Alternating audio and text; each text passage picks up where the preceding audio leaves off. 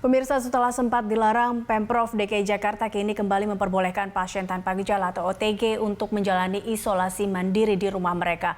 Hal ini didasari keputusan Gubernur DKI Jakarta nomor 980 tahun 2020 yang baru saja dikeluarkan. Padahal sebelumnya, Pemprov DKI menyebutkan pasien isolasi mandiri kerap tidak disiplin menjalani aturan isolasi yang telah ditetapkan sehingga berpotensi menularkan ke pihak lain dan memunculkan klaster baru COVID, yakni klaster keluarga.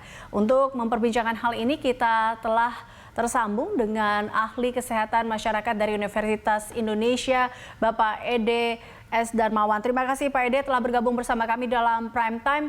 Pak Ede, tanggapan Anda sendiri menanggapi keputusan Pemprov DKI yang kembali membolehkan isolasi mandiri pasien COVID di rumah seperti apa?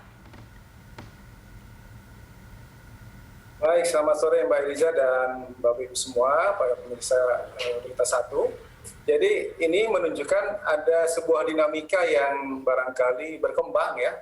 Artinya asumsinya barangkali tadinya dengan seluruh fasilitas itu di RSUD dan kemudian RSD atau RS darurat itu barangkali tadinya cukup, tapi kemudian ini yang mesti kita waspadai. Peningkatan kasus yang 4.000-an sehari dan Jakarta itu menyumbang 1.000 memang pada akhirnya akan menambah jumlah pasien ya yang memerlukan perawatan isolasi mandiri. Nah, di sini yang barangkali kita khawatir ini ada peningkatan jumlah kasus, karena itu mungkin Pemda DKI mengizinkan kembali untuk melakukan isolasi mandiri. Tapi ini tentu saja ada risiko ya yang harus diwaspadai. Itu ketidakdisiplinan masyarakat yang tentu saja nantinya akan berbuntut pada meningkatnya klaster rumah tangga dan juga mungkin klaster lingkungan, ya, RT RW dan sebagainya.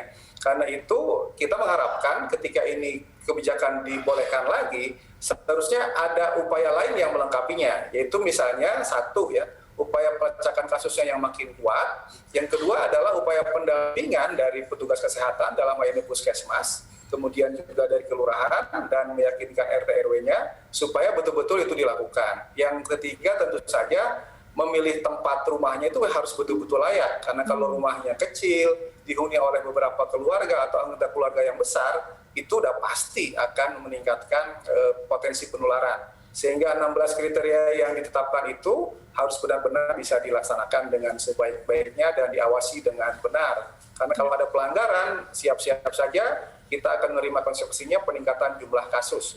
Dan itu tentu saja tidak diharapkan. Ya. Itu dia Pak Ede, bagaimana tentunya mekanisme mengontrolnya? Ini sebaiknya menurut Anda seperti apa? Dengan tadi ya 16 kriteria itu cukup baik sebenarnya, tapi kalau kembali lagi jika ini tidak dijalankan dengan baik, maka ya siap-siap saja bahwa ini akan menambah sebuah klaster-klaster baru lagi. Sebenarnya ada cara lain ya, artinya kerjasama yang mungkin dilakukan supaya pemerintah pun tidak terkesan kerja sendirian ya.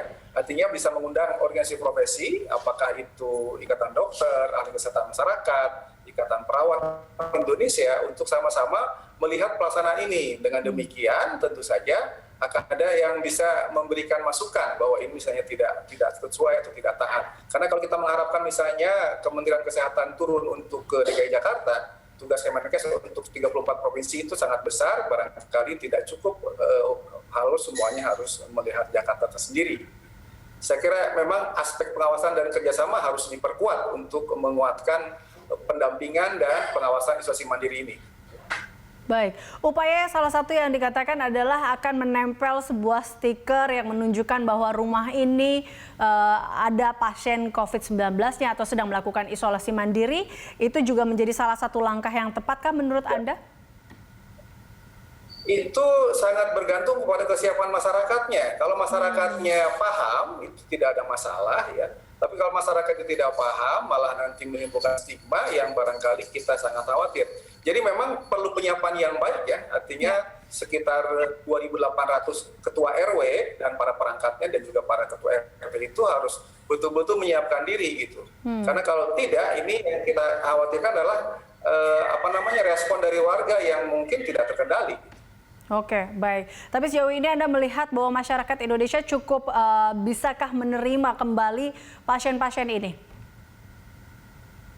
Sejauh ini kalau untuk Jakarta ya relatif baik ya, tapi nggak usah Jakarta terlalu jauh ya, di luar Jakarta sedikit itu masih ada daerah yang misalnya kawan saya sendiri mengalami ketika warganya yang terkena itu harus semuanya akhirnya dibawa ke Wisma Atlet. Padahal sebenarnya mereka itu bisa isolasi mandiri di rumah, rumahnya besar, hanya diisi 2 orang dan memungkinkan, tapi akhirnya malah warganya yang tidak memungkinkan gitu. Artinya hal seperti itu masih ada. Dengan demikian pendampingan dan meyakinkan warga itu sesuatu yang harus dilakukan terlebih dahulu.